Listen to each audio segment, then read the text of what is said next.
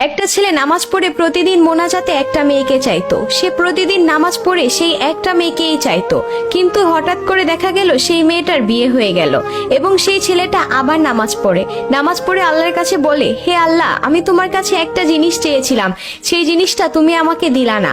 তখন আল্লাহর আরশ থেকে একটা কথাই ভেসে আসে, হে বান্দা, তুমি যেই জিনিসটা চেয়েছিলে তা তোমার জন্য উত্তম নয়, তুমি পাবে সেটাই যেটা তোমার কাছে অধিক উত্তম।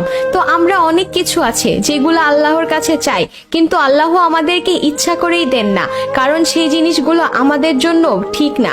আল্লাহ has a better plan for you. পাওয়া না পাওয়ার আশা বাদ দিয়ে যেটুকু পেয়েছেন সেটুকু নিয়ে সন্তুষ্ট থাকুন, কারণ আল্লাহ আমাদের জন্য সেটাই বরাদ্দ করে রেখেছে যেটা আমাদের জন্য অধিক ভালো। তো অনেকে বলে যে আমরা এই জিনিসটা অনেক চাইছি, কেন পাইনি? কারণ সেই জিনিসটা হয়তো আপনার কোনো না কোনো ক্ষতি করতো, বা সেটা আপনার জন্য ঠিক না, তাই আপনি সেই জিনিসটা পাননি। তো যেটা পাবেন না সেটা নিয়ে সবসময় শুকরিয়া আদায় করবেন, কারণ সেই জিনিসটা আপনার কাছে কতটা ভয়ঙ্কর এই জিনিসটা আপনি আল্লাহর কাছে চেয়েও পাননি।